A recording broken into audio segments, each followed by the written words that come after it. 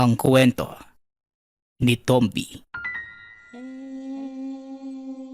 Ang kwentong ito ay hango sa totoong buhay. Mula ito sa isa nating tagapakinig. Karanasan ito ni Moises. Walang eksaktong taon. Probinsya ng Davao. Mukhang napapadalas ang pagpapatawag mo sa akin. Kaninong ulo ang gusto mong gumulong sa lupa? Ito ang larawan. Kilala siya sa mundong ito sa pangalang Emil. Nagpupuslit sila ng mga kabataang dinadala sa kabilang dimensyon. Normal na tao lang to. Ang lakas naman ng loob niya. Antingero ang taong yan. Nangungulekta ng mutya at mga agimat. Pero hindi na siya nakukontento. Pinasok niya ang pandurukot ng kabataan. Kapalit nito, ginto o hindi kaya, malakas na mutya. Depende sa kasunduan nila ng engkantong kausap. Ano naman ang mahihita ko kung papatayin ko ang taong yan? Di ba matagal mo nang gustong makuha ang sagradong punyal? Hawak ng taong ito ang engkantadong sandata. At kapag napatay mo siya, mapapasayo ang punyal na yon. Matagal ko nang gustong makuha ang punyal. Kaso, sa katagalan, parang nawala na din ako ng gana. Ganito na lang, may kaibigan ako nangangailangan ng pinansyal na tulong. Nasa pagamutan yung nanay. Papatayin ko ang taong ito. Pero bayaran niyo ang lahat ng magagastos nila sa ospital. Hindi ko akalain. Mapagkawang gawa ka na din pala ngayon. Nasa na yung dating walang awang babamatay tao? Nandito pa rin naman. Bakit? Gusto mo bang makita? Kalma lang. Isilid mo yung sandata mo. Baka makasugat ka pa. O siya, sige na at ako nang bahala sa kaibigan mo. Dalhin mo sa akin ang ulo at puso ni Emil. Pag-uusap ng dalawa. Nagtatrabaho si Ibrahim bilang kargador sa palengke pag umaga. Ngunit sa sandaling kumagatang dilim, nag-iiba ang propesyon ng binata. Naglalakad sa madilim na kalsada ng kabayanan. Habang nakikiramdam sa paligid, iisa lamang ang pakay ni Ibrahim. Ang taong nagngangalang Emilio. Natunton ang hinahanap sa isang malaking pasugalan sa mismong sentro ng bayan. Ayon sa mga taong napagtanungan, pag-aari ng nagngangalang Emil ang lugar. Kaya naman siguradong naroon sa loob. Pumasok ang binata. Walang sino man ang sumita. Lalo pa nang magpakilala ito sa mga tauhan ni Emil. Kaagad naman siyang itinuro ng mga tao sa loob. Anong kailangan mo? Hindi ba tapos ko nang ibigay ang mga parte nyo? May isang bagay lang akong nakalimutan, amo. Ano yun? Sabihin mo. Teka, ngayon lang kita nakita dito . Baguhan ka ba? Ito ang una't huling makikita mo ko. Kaya naman namnamin mo na ang bawat sandali. Nanlaki ang mga mata ni Emil nang makita ang sandata ni Ibrahim. Yan ang patali mula sa karit ni kamatayan. Hindi ito maaari. Paano kang nakapasok sa aking teritoryo? At ano ang pakay mo sa akin? Pakay ko sa'yo. Di ang puso at ulo mo. Pasensya na. Trabaho lang. Biglang nawala ang binata sa kinatatayuan. Nang lumitaw ito, nasa likuran na ni Emil. Pakiusap. Huwag mo akong papatayin. Magkano ang binayad sa'yo ng taong nagpapatay sa akin? Dodoble. Hindi. Titriplehin ko. Magandang alok sana. Kaso, nakapirma na ako ng kontrata eh. Hindi ako yung tipo ng taong sumisira sa napagkasunduan. Kaya pasensya na. Sisigaw pa sana si Emil nang biglang laslasin ni Ibrahim ang leeg nito. Bumulwak papunta sa kisame ang dugo at nagkalat sa buong silid. Matapos maisagawa ang misyon, kagad itong bumalik kay Ikong. Magaling ka talaga, Ibrahim. Kagaya ng napagkasunduan, haya ng ulo at puso ni Emil. Nagawa ko na ang parte ko. Ngayon, tumupad ka sa ipinangako mo. Kalma lang. Kahit kailan talaga. Napakainit ng dugo mo. Ito ang resibo ng binayaran namin sa ospital at mga gamot na binili. At heto naman para sa'yo. Pasasalamat ng nagpautos. Sobra-sobra ito. Pero maraming salamat. Sige na, mauuna na ako. Alam mo naman kung saan ako hahanapin, hindi ba? Oo, pero mukhang matagal na panahon na naman bago tayo magkita. May kailangan akong asikasuhin. Maliban na lang kung gusto mong sumama. Pansin ko kasi na parang paulit-ulit na lang ang ginagawa mo. Bakit? Ano ba yung gagawin mo? Baka naman lalo lang akong mabagot. Sa palagay ko, hindi ka mababagot. Masaya ang gagawin kong ito at medyo malaki ang bayad. Wala naman sigurong masama kung susubukan ko. Kailan ba ang alis mo? Bukas ng umaga. Kaya kung gusto mong sumama, umuwi ka na at magpahinga. Dadaanan kita bukas sa bahay mo. O sige, magkita na lang tayo bukas. Dali-dali namang umuwi si Ibrahim. Kinabukasan, maagang nagising ang binata. Nakaupo ito sa bakuran habang nagkakape at inaantay si Ikong. O apo, mukhang maaga ang lakad mo, iho. Saan ba ang punta mo? Napalingon si Ibrahim nang madinig ang boses ni Lolo Nardo. Magandang umaga, Lo. May pupuntahan lang pong trabaho. Mawawala po siguro ako ng ilang araw. Medyo malayo ho kasi yung pupuntahan namin eh. Ganun pa, Apo. Wala namang kaso. Nandito naman ang kapatid mo. At isa pa, wala din naman masyadong gawain sa bukid. Kaya ayos lang. Magkiingat ka ha. Salamat po, Lolo. Nag-iwan din po ako ng kaunting pera. Panggastos niyo ni Fred. Habang wala ako rito. Nako, hindi mo na kailangang mag-abala, Apo. Wala namang kaming gaanong pagkakagastosan dito eh. Kung sakali lang po, Lolo, mabuti na yung may hawak kayo. Habang nag-uusap, dumating na si Ikong kasama ang isa pang binata. O Apo, mukhang may bisita ka ha. Sige na, papasok na muna ako ng bahay nang makakain ng agahan. Pumasok na ang matanda sa loob ng tahanan. Nang masigurong wala nang nakikinig, ipinakilala ni Ikong ang kasama. Ibrahim, siya nga pala si Moises, isa sa mga kasamahan natin. Moises, si Ibrahim, siya ang sinasabi ko sa'yo. Ikinagagala kitang makilala ng personal. Palagi kang naikukwento ni Kaikong eh. Huwag kang magpapaniwala sa taong yan. Puro kalokohan lang yung sasabihin niyan sa'yo. Tungkol sa akin.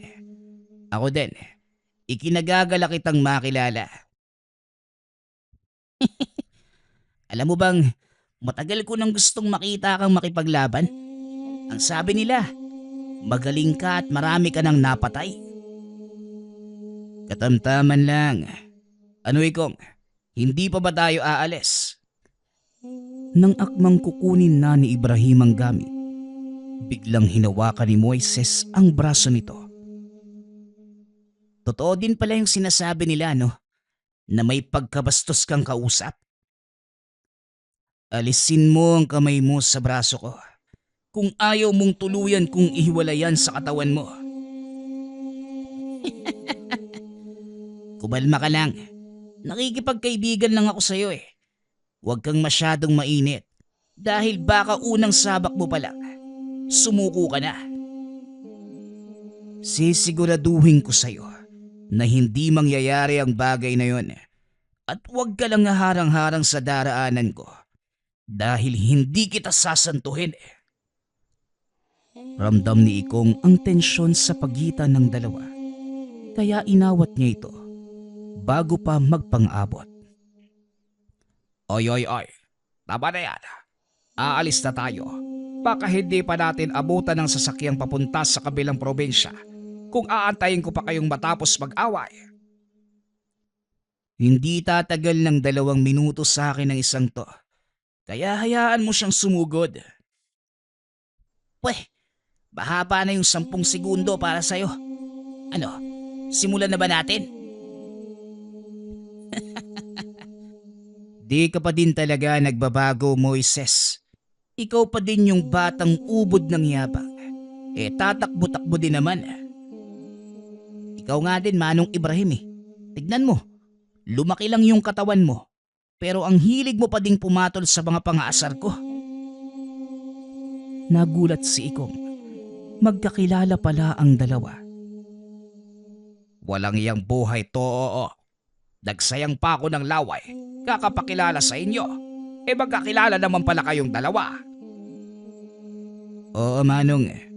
Halos magkasabayan kami ni Moises sa pagsasanay noon. Pero hindi ko alam kung saan napunta ang mokong na to eh. Mabuti nga buhay pa. Ang mabuti pa, sa daan na lang natin ituloy ang usapan. Aabutin tayo ng tanghali dito eh. Habang nasa daan, patuloy ang pag-uusap sa mga nakaraan. Lalo na kung paanong nagkasama sina Moises at Ibrahim. Kasalukuyan silang nakasakay ng barko. Sinasariwa ng 2 binata ang kanilang mga alaala.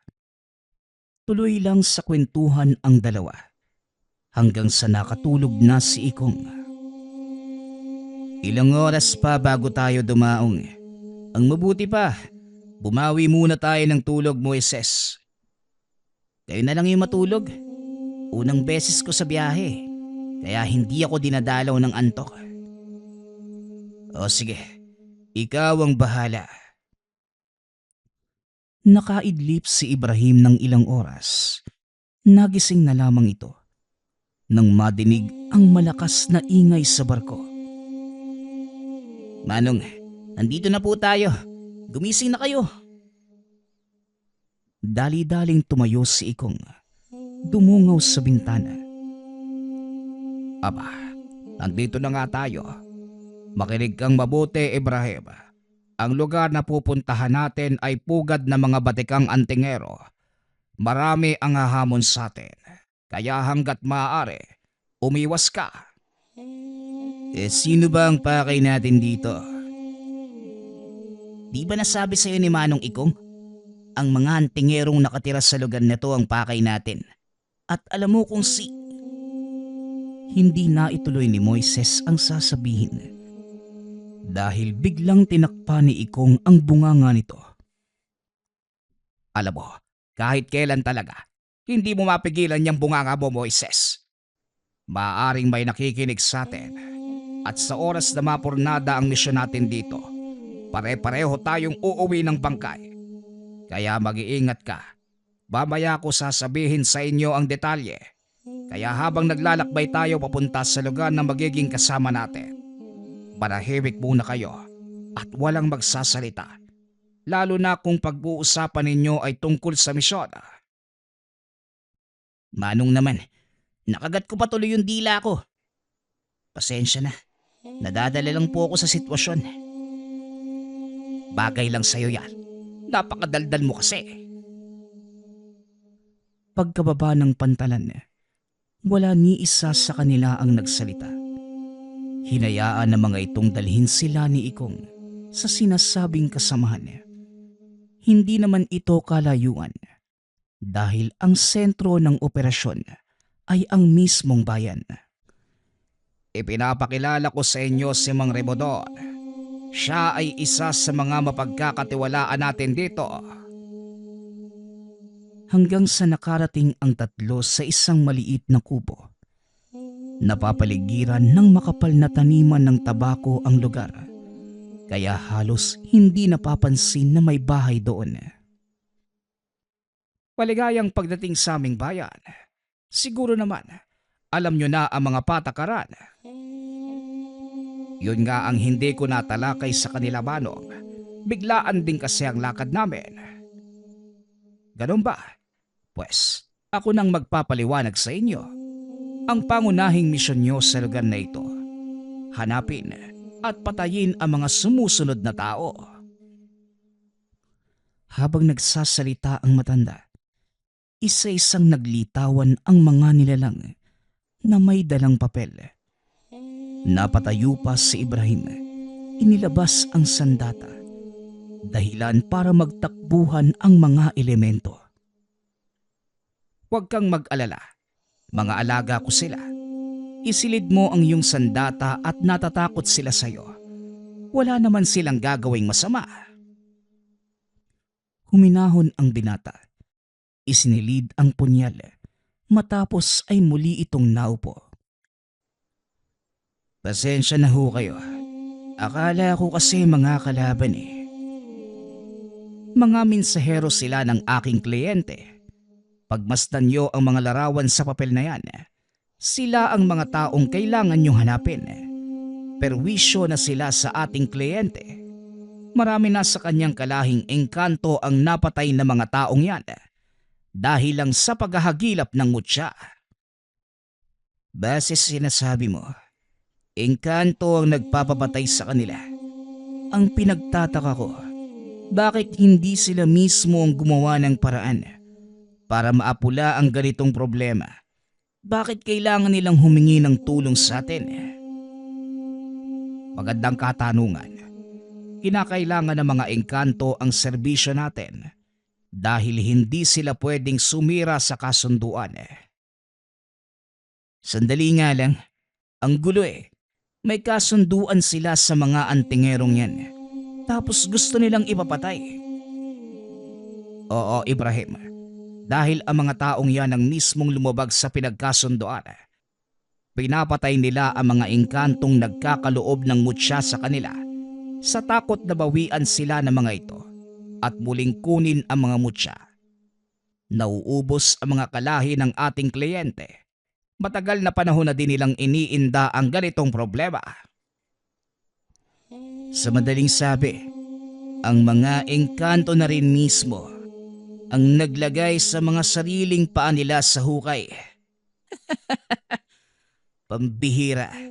Akala ko tao lang ang gumagawa ng ganun. Oo, Ibrahim. Maging ang mga engkanto, nakakagawa din ng maling pasya. Pero huwag kang mag-alala dahil bayad ka sa gagawin mo. Kaya magpahinga muna kayo at mamayang gabi, iikutin natin ang pantalan. Doon naglalagi ang karamihan sa mga taong nakalista rito. Bago pa man tumuloy sa misyon si Ikong, pinag-aralan na niya ang galaw ng mga taong nasa listahan. Isa-isa niya itong hinanap. Kinikilala ang pag-uugali.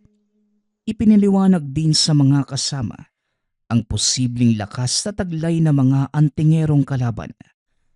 Nang sa ganun, alam nila ang gagawin kung sakaling magkaroon ng hindi inaasahang sagupaan. Habang nagpapahinga, inihahanda ni Ibrahim ang mga sandata.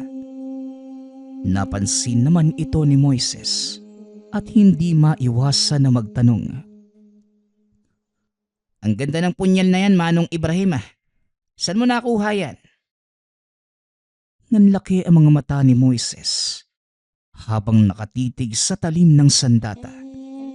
Dali-dali namang tinakpa ni Ibrahim ang mga ito. Napapansin niya na tila nilalamon ng punyal ang kamalayan ni Moises. Pasensya ka na, pero hindi mo ito pwedeng titigan ng matagal. Maaaring kainin ng sandata ang kaluluwa mo. Nakuha ko ito sa isang engkantong nakalaban ko. Oo nga Manong, parang hinihigo papasok sa punyal yung kaluluwa ko. Pero bakit ganun? Paano nangyari yun? Ang sandatang ito, nagmula sa tinipak na talim ng karit ni kamatayan. Taglay pa din ito ang kakayanang kumuha ng mga kaluluwa. Kaya hindi ko basta-bastang inilalabas sa mga ito. Alam ko ang kwento ng karit ni kamatayan. Pero hindi ko akalaing makukuha mo yan. Isa yan sa pinakamalakas na sandata, hindi ba? Oo. Ang sandatang ito ay ginawa para pangalagaan ang balanse ng mundo. Ikaw, hindi ko pa nakikitang binunot mo yung sandata mo. Kagaya ng sayo, di ko din pwedeng ipakita ito ng basta-basta eh. Pero sige, dahil nakita ko na yung sandata mo, eto, tignan mo yung dala kong sandata. Binunot ni Moises ang mahabang itak na nakasuksok sa tagiliran. Walang iba, kundi ang kampilan ni Apo Adlaw. Ako naman ang magtatanong sa'yo, paano ka nakakuha ng ganyang uri ng sandata? Mahabang kwento Manong eh, pero kung hindi ka pa inaantok, ikukwento ko. Nako, hindi na. Parang pipikit na nga yung mga mata ko eh. Bukas na lang siguro. Napangiti na lamang si Moises. Alam nito sa mga ganoong sitwasyon, wala nang gana sa pakikinig si Ibrahim. Kinabukasan, madaling araw pa lang, lumakad na papunta sa pantala ng tatlo. Pasensya na kayo kung masyadong maaga ang gising natin. Ganitong oras nagpapakita ang mga hinahanap nating tao. Karamihan sa kanila nagtatrabaho bilang kargador at ito din ang gagamitin nating balat kayo. Para saan pa Ikong? Hindi ba't natukoy mo na sila? Bakit pa tayo magbabalat kayo? Oo, natukoy na natin sila. Pero syempre, hindi ako kikilos ng walang sapat na pruweba. Maaring natukoy lang sila base sa mga salita. Pero walang aktwal na pangyayari ang makakapagpatunay ng ginagawa nilang krimen. At ito ang kailangan nating alamin. Malaking trabaho pa pala ito. Bakit hindi na lang natin sila patayin lahat? Total, yan naman talaga ang pakay natin dito, hindi ba? Ano ba ang pakialam natin kung totoo o hindi ang paratang sa kanila? Minarkahan na sila ng mga engkanto. Kaya para sa akin, sapat na ang dahilang yun. Alalahanin mo Ibrahim, na mga tao pa rin sila. Kahit ano pa man ang nagawang kasalanan, kailangan pa din nating timbangin ang mga bagay-bagay bago tayo gumawa ng hakbang laban sa kanila. Maaring magresulta sa mas malaking gulo kung sakaling magkamali tayo. Kayong bahala. Basta ako, mag-aantay lang kung ano ang iuutos nyo. Total, kayo naman ang mas nakakaalam. Mas mabuting ang ganon, kesa sa makipagtalo pa ako sa'yo. Mag-antay ka ng hudyat mula sa akin. Matapos ang pag-uusap, nag-ikot ang mga ito sa pantalan. Naiwan si Moises sa isang tindahan para magkape. Lingid sa kaalaman nila Ibrahim na may nakatunog na sa kanilang pakay sa lugar. Tahimik na humihigop ng kape si Moises nang bigla itong lapitan ng isang matipunong lalaki. Tinatayang nasa 30 taong gulang. Teka, baguhang ka lang dito ano? Wika ng lalaki. Inilapag ni Moises ang tasa. Tinignan ito. Oo Manong, bago lang ho ako rito. Ang totoo, kahapon lang po ako dumating. Bakit? Ano ho bang problema? Napangiti ang lalaki. Hinawakan sa balikat si Moises. Akmang magsasalita pa sana ito nang biglang tumalisik ang kamay palabas ng bintana. Napasigaw naman ang lalaki sa sobrang sakit. Dahil sa gulat, nagsipagtakbuhan ang mga tao. Napansin naman nila Ikong ang kaguluhan. Nagmumula ito sa kinaroroonan ni Moises. Dali-daling tumakbo ang mga ito. Nakita ang putol na braso sa labas ng kapihan. Pabihira naman. Bakit ba iinit na mga ulo ninyo? Moises, ano nangyayari dito? Pasensya na po, Manong. Ipinagtangka ng taong yan yung buhay ko eh. Kaya inunahan ko na. Tinignan ni Ikong ang itsura ng lalaki. Nakita nitong isa sa mga hinahanap nila ang nakabangga ng binata.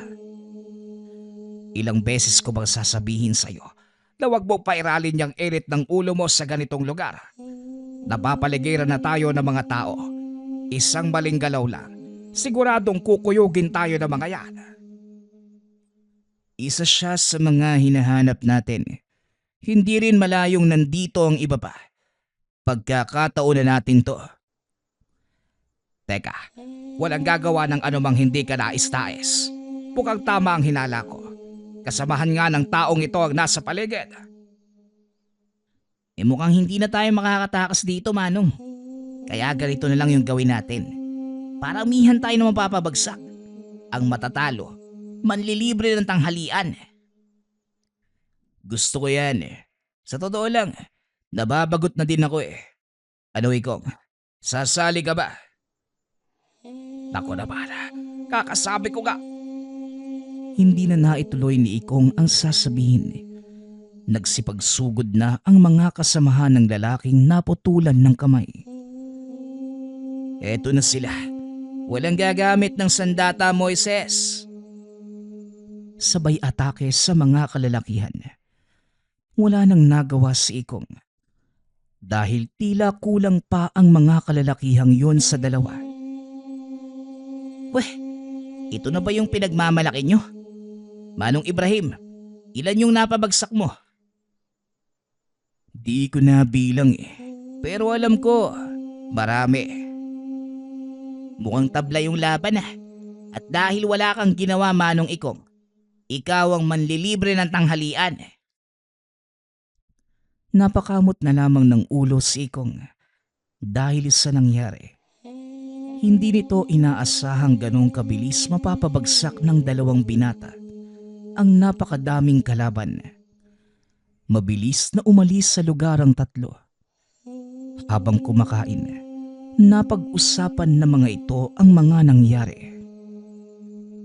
Base sa obserbasyon nyo, meron ba sa mga kalaban ang may kakaibang lakas? Parang pare-pareho lang naman yung tangan nila, Manong eh.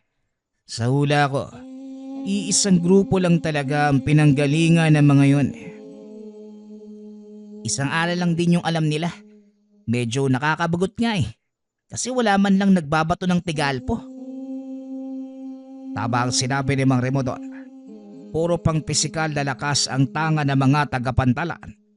At ngayong tapos na tayo rito, kailangan nating umalis bago pa matulugan ng mga kalaban. Nakasama natin si Mang Remodor. Matapos kumain, bumalik ang mga ito sa tahanan ng matanda. Sinabi nila ang nangyari at kagaya ng inaasahan, nagalit ito sa kanila. Ano bang iniisip ninyo? Ang akala ko ba malinaw na isang tao lang mula sa lugar na ito ang pakay ninyo? Bakit nandamay pa kayo? Di ba iiwasan, Manong? Kasapi ng isang organisasyon ng target namin at wala kaming nagawa kundi dumepensa kesa kami ang mapatay. Malaking problema ang iiwanan nyo sa akin. Sige na, umalis na kayo bago pa malaman ng iba ang nangyari. Pasensya na ho kayo, Manong. Hindi namin inaasahan ang ganitong pangyayari. Tutuloy na kami sa susunod naming pakay. Nakarating ang tatlo sa kabilang bayan. partikular sa isang baryo. Medyo liblib na ang lugar at hindi rin ganon kadami ang tao. Mukhang nasa tamang lugar na tayo, Manong. Tignan niyo yung mga taga rito. Halos lahat may suot na medalyon. Yan ang sinasabi ko sa inyo. Hindi lahat na nakasuot ng medalyon, mga antingero. Karamihan sa kanila nagsusuot lang bilang pangontra. At minsan ang totoong antingero pa ay yung walang suot na kahit ano. Habang naglalakad, pinagtitinginan sila ng mga tao. Sa gawing dulo, sinalubong sila ng pangkat na mga nakakatanda. O sige, ulitin niyo pang dalawa ang ginawa niyo kanina. Malilintikan na talaga kayo sa akin. Huminto ang mga ito sa paglalakad. Binati ang mga matatanda. Magandang hapon sa inyo. Mukhang baguhan lang kayo sa baryong ito. Maaari ba naming malaman kung ano ang pakay ninyo? Tanong ng isang matanda.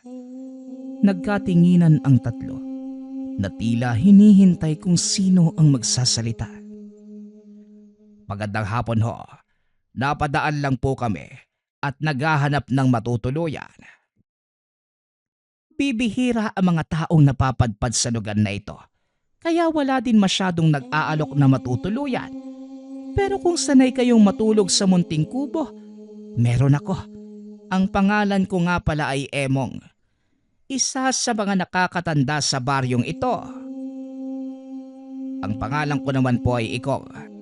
Kahit munting bubong na masisilugan, ayos na po yun sa amin. Sanay po kaming matulog kahit sa lapag. Nakikita ko nga sa mga ayos nyo. Siguro mga mangangaso kayo ano? Maraming panahon na din na walang dumadayo sa lugar na ito para mangaso. Tama nga ho kayo. Mangaso nga ho kami. Napag-alaman naming may malalaking baboy ramo sa kagubatang malapit sa lugar na ito. Kaya kung maaari, dito na kami magpapalipas ng gabi. Napatingin si Ikong kay Ibrahim nang magsalita ito. Sa totoo lang, matagal na naming problema ang mga baboy ramo na sumisira na mga pananim. Mabuti naman kung pangangaso ang pakay ninyo. Pero teka, bakit wala kayong dalang baril? Di po kami gumagamit ng baril. Kaya wala po kaming dala. Tama po kasama ko. Mas gusto namin gumamit ng patibong kesa sa baril. Ganun ba? O siya mga kasama, ako nang bahala sa mga panauhin natin. Ikong, sumunod kayo sa akin. Wika ng matanda sa mga kasamahan. Matapos dinala sina Ikong sa isang maliit na kubo na nasa likod ng kaniyang tahanan. Hindi naman pala masama. Ayos na po sa amin ang kubong ito. Pasensya na ho sa abala. Pumasok si Ikong. Tinignan ang loob ng kubo. Naiwan naman ang dalawang binata upang kumuha ng mga tuyong kahoy. Nagulat ito nang lumapit sa kanya ang matanda. Alam ko ang totoo niyong pakay. Nagpapasalamat ako. Dahil dumating kayo, hindi ako maaaring magsalita. Pero heto ang sulat na ginawa ko. Nakasadya ng dahilan kung bakit ang laki ng pasasalamat ko na dumating kayo. Matapos magsalita ang matanda, dumating ang isang lalaking mahaba ang buhok. Mukhang may bisita kayo, Mang Emong. Maaari ko bang malaman kung sino sila? Nakatitig ang lalaki kay Ikong na parang sinusuri ito mula ulo hanggang paa. Mga mangangaso sila, Anton. Naparito para tugisin ang baboy ramong namiminsala sa mga pananim. Siguraduhin mo lang na wala kang ginagawang kalokohan, tanda. Dahil sa oras na malaman ko, makakarating kay Dimas ang lahat. Kagaya ng sinabi ko, mga mangangaso lang silang napadaan at nakiusap na makituloy at magpalipas ng gabi sa kubong ito. Tama si Tatang Emong, kaibigan. Wala kaming masamang pakay. Napadaan lang kami at nakiusap na magpalipas ng gabi. Laking gulat ni Ikong nang bigla siyang kwelyuhan ng lalaki. Huwag kang magsasalita kung hindi ka kinakausap. Wala akong pake kung ano ang pakay nyo rito. Huwag lang kayong magkakamaling gumawa ng kalokohan dahil malilintigan kayo sa amo ko. Lingid sa kalaman ng lalaki, nakita ng dalawang binata ang ginawa nito kay Ikong. Biglang may tumama sa likod nito nang biglang batuhin ni Moises ng kapirasong kahoy. Dalawang bagay lang ang maaaring mangyari sa'yo. Sisiguraduhin kong hindi mo magugustuhan. Alinman ang sapitin mo, paldado o selyado. Wika ni Moises habang nakahawak sa sandata. Itinaas naman ni Ikong ang kamay para awatin ang binata. Pasensya ka na, kaibigan. Hindi lang naiintindihan ng kasama ko ang ginawa mo. Hindi na nagsalita pa ang lalaki. Kagad na itong umalis. Sa susunod, hindi na kahoy yung tatama sa likod mo. Tarantado ka. Tama na, Moises. Di tayo dapat mahalata. Kaya iwasan mong magpakita ng totoo mong kakayanan. Pasensya ka na, Manong Ibrahim. Di ko lang maaatib na tignan na inaapi ng ibang tao si Manong Ikong . Nauunawaan ko. Pero parte yun ng ating trabaho. Kaya mag-iingat ka na sa susunod . Nang masigurong wala na ang lalaki, kinausap nila si Mang Emong. Nauunawaan ko na kung bakit nangangailangan kayo ng tulong. Sige na, Manong. Kami na po ang bahala. Maraming salamat. Basahin mo na lang ang sulat na ibinigay ko sa iyo. Pagkaalis na matanda, inutusan ni Ikong ang dalawang magmatiyag sa labas. Binasa ang sulat na iniabot ni Mang Emong. Nagulat ito nang malamang nasa ilalim ng kontrol ng isang nagngangalang Dimas ang lugar. Isang malakas na bandidong antingero na ang gawain, manakop ng ibang baryo, manatili sa lugar upang maningil ng proteksyon. Ang sino mang hindi sumunod sa gusto ay pinapatay.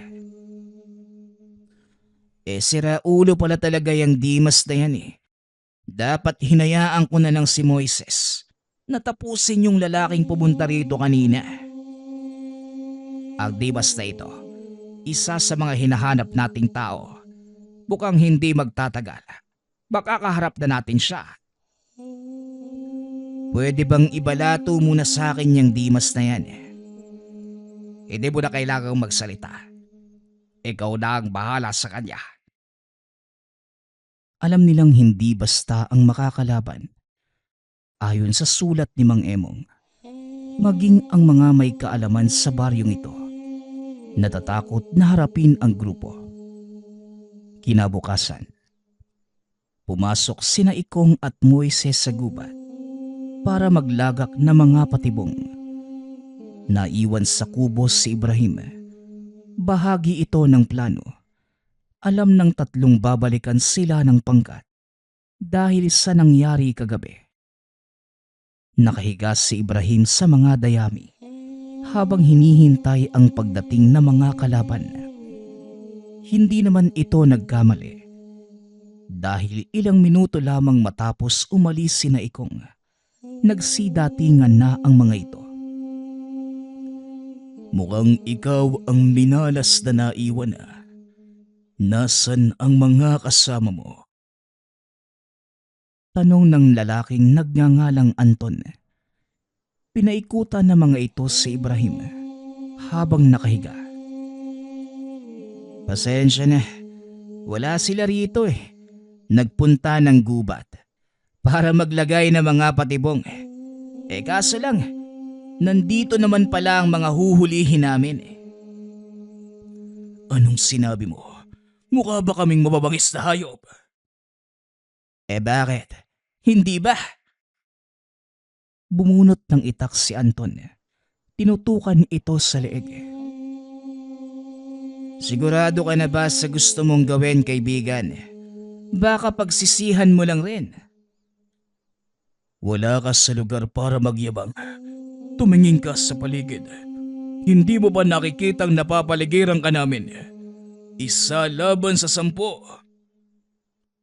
10? Nagpapatawa ka ba? Sa tingin nyo, may magagawa ang dami nyo? Dahil sa sobrang inis, itinaas ni Anton ang itak. Inambahan ng tagas si Ibrahim. Ngunit nang titigan ito ng binata, bigla siyang napaatras na tila may kung anong nakita mula sa mata ni Ibrahim. Demonyo ka! Anong ginagawa mo rito? Magsabi kayo, ano ba talaga ang pakay ninyo? Kayo, ano ba ang pakay nyo sa mga taga-baryo?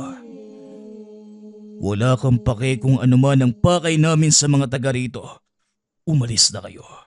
Kung hindi, may mangyayaring masama sa mga kasama mo.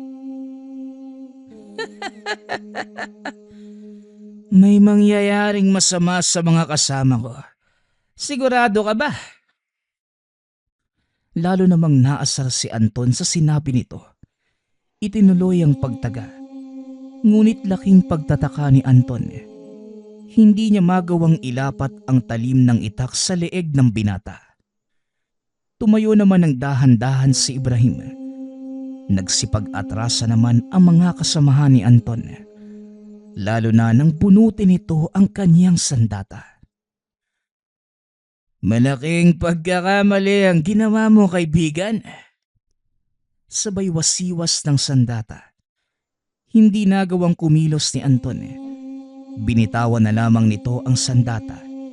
Tuluyang bumagsak sa lupa nang walang malay. Nakita ito ng mga kasamahan.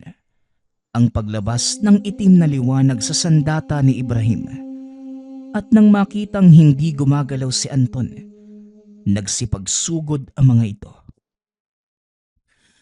Ay nako, imbis na tumakbo, eto kayo, sinasayang ang buhay na parang baliwala lang. Muling winasiwas ni Ibrahim ang sandata. Isa-isang nagsipagtumbahan ang mga kasamahan ni Anton. Ngunit hindi niya pinatay ang mga ito. Maging si Anton, nawalan lamang ng malay. Hinila ni Ibrahim sa kwelyo ng damit si Anton. Ilang ulit na pinagsasampal para muling magkamalay. Sabihin mo ito sa amo mo. Aantayin ko siya sa gitna ng baryo. At kapag hindi siya dumating, isa lang ang ibig sabihin. Isang malaking duwag ang tinatawag niyong pinuno. Pagbabayaran mo ang pang-iinsulto mo sa pinuno namin. Iparating mo sa kanya ang sinabi ko. Matapos sabihin, muling nahiga si Ibrahim sa dayamihan. Dali-dali namang nagsipulasan sina Anton, maging ang mga kasamahan. Samantala sa kagubatan, nakaharap naman nila Ikong ang isa sa mga tauhan ni Dimas. Napakadaming lamok naman dito. Ano ba kasing ginagawa natin dito, Manong? May inaantay lang, kaya kumalma ka lang dyan. Alam kong nababagot ka na. Kanina pa nga, Manong ang init dito sa loob ng gubat. Malamok pa. Swerte naman ni Manong Ibrahim. Naroon lang siya sa Hindi na naituloy ni Moises ang sasabihin. Nakita nitong naglalakad papunta sa kanilang direksyon. Ang isang matipunong lalaki. Huminto ito sa paglalakad. Dumampot ng kapirasong patpat. Sabay hagis sa ginawang patibong ni Naikong. Alam kong nariyan lang kayo sa paligid. Bakit hindi kayo magpakita nang masimulan na natin ang laro? Tumayo si Naikong. Lumabas sa pinagtataguan Nagkakamot ng ulo si Moises. Hindi nito inaasahang napakatalas ng pandama ng taong yun. Matalas ang pang-amoy mo. Sa palagay ko, isa kang mangangaso. Tama ka, pero nakahalata kung sinadya mo ang paglalagay ng patibong sa kung saan madali kong makikita. Nangangahulugan lang na inaasahan mo ang pagdating ko. Diyan ka nagkakamali, kaibigan. Nagbabakasakali lang na may mahuhulog na baboy ramo sa aming patibong. Pero mukhang kami ang nabitag. Mabuti at alam nyo, para na din kayong nagpatiwakal. Simula nang makialam kayo sa problema ng mga tao sa baryong ito, lumabas na lang sana kayo at hindi na nakialam. Pasensya ka na, may pagka-atrebido kasi ako. Isa pa, trabaho lang. Kailangan ko din naman kasing mabuhay. Ganon din naman kami. Pero kung haharang ka sa daan ko, ituturing kitang kalaban. Mabait ka pala sa lagay na yan. Pasensya ka na. Pero hindi yan ang tingin ng kasama ko sa'yo. Nilingon nito si Moises, na nooy nakangiti ng nakakaloko. Bumunot ng sandata ang binata. Sinugod ang kalaban. Tinaga ito ni Moises sa leeg. Ngunit tila tumalbog lamang ang talim ng sandata. Isa ka palang haring bakal. Masaya to. Muling sinuksok ni Moises ang sandata sa sisidlan. Inihagis kay Ikong. At talagang gagawin mo pa akong tagahawak, ano? Huwag ka namang magreklamo, Manong. Wala ka namang ginagawa eh. Matapos yun, muli itong sumugod. Sa pagkakataong ito, kamao sa kamao ang naging labanan. Si Moises, may kakayanang nagmula sa mutya ng ngipin ng kalabaw.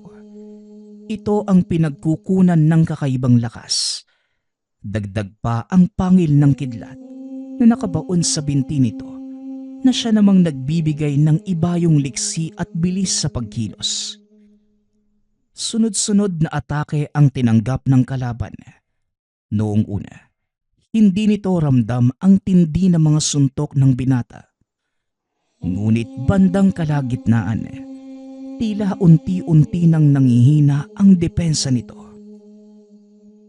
Mahusay kang magbalanse ng mga kakayanan. Magaling ang nagturo sa'yo. Siyempre, at sa mga oras na to, sigurado kung pinupulbos na niya ang pinuno nyo.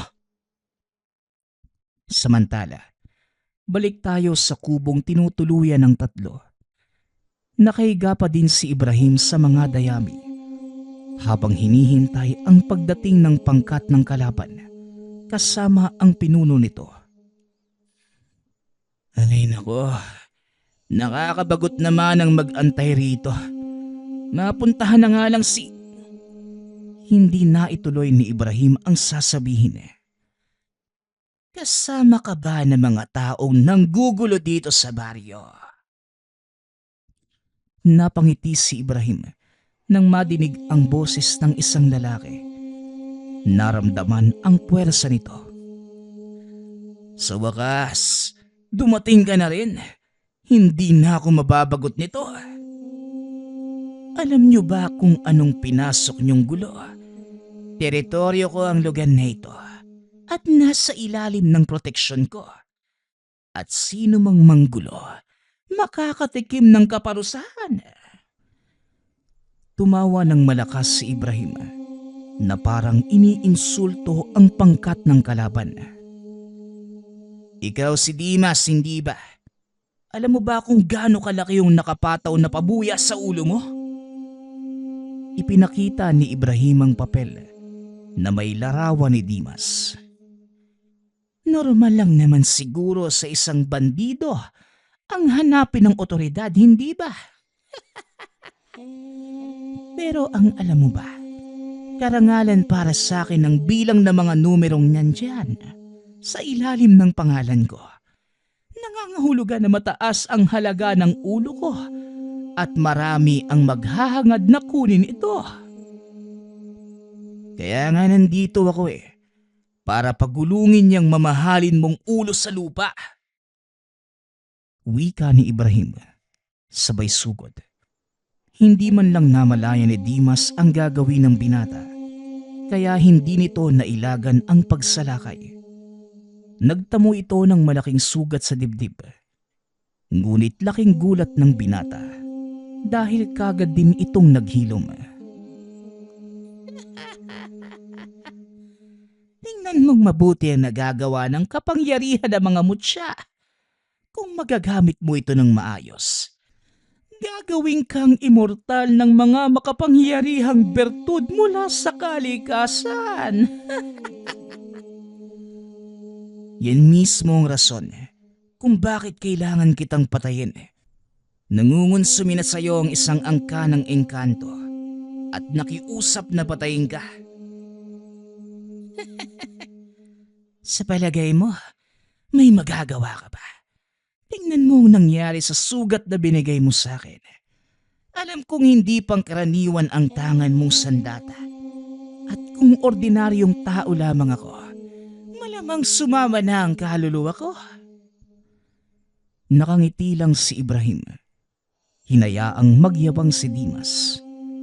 Lingid sa kalaman nito na may itinatagong atake ang binata. Napansin ko nga na mabilis naghihilom ang sugat mo. Mukhang mahihirapan niya ako Pero ayos lang. Mas matagal. Mas maganda. Hindi maunawaan ni Dimas ang sinasabi ng binata. Kaya sinugod nito si Ibrahim. Panay-iwas naman ang ginawa ng binata. Hanggang sa hinayaan nitong tamaan siya ng kalaban. Tumalsik si Ibrahim sa isang puno. Naramdaman nito ang lakas ng atake ni Dimas. Ginawa ito ni Ibrahim para sukatin ang lakas ng kalaban. Ngunit alam din itong hindi pa yon ang buong potensyal ni Dimas. At sa oras na ilabas na niya ito, yun din ang magiging hudyat ng kanyang katapusan. Samantala, nasa kalagitnaan ng pakikipagsagupaan si Moises. Tila naaaliw ito sa mga nangyayari. Kaya gustong gusto kong makipagsalpukan sa mga malalakas dahil hindi ako nababagot at nagagawa kong ilabas yung buo kong lakas. Aminado kong matalino ka pagdating sa paggamit ng mga kakayanan mo. Pero kulang ka sa lakas. Hindi ito ang inaasahan ko. Mula sa isang taong may tangan ng ngipin ng kalabaw. Malayong malayo ka sa taong nakaharap ko noong araw. Wala akong pake kung hindi kami magkasing lakas. May sarili akong bersyon pagdating sa paggamit ng kakayanan ko. Siya nga ba? Tignan natin kung hanggang saan ka magtatagal. Ako yata yung dapat magsabi sa'yo ng ganyan Biglang nawala si Moises nang lumitaw ito. Isang malakas na suntok ang tumama sa mukha nito. Gumulong ng ilang ulit sa lupa hanggang sa tumama sa malaking puno. Dahilan kung bakit tumalsik ang mga tanga nitong mutya. Inihagis naman ni Ikong ang sandata ni Moises at sinabihang tapusin na ang labanan. Tapusin mo na ang isang yan at inaantay na tayo ni Ibrahim. Maliwanag Manong, sayang lang at hindi na ako maaaring makipaglaro ng mas matagal. May mga bagay pa akong kailangang gawin kaya paalam na. Idinipa ni Ador ang mga kamay bilang pagtanggap ng pagkatalo at lubusang pagsuko. Natalo mo ako at tinatanggap ko ito. Ngayon, tapusin mo na ang labanan. Isang karangalan ang makipagsagupaan sa isang malakas na antingerong kagaya mo. Sayang lang at nagkakilala tayo sa maling pagkakataon.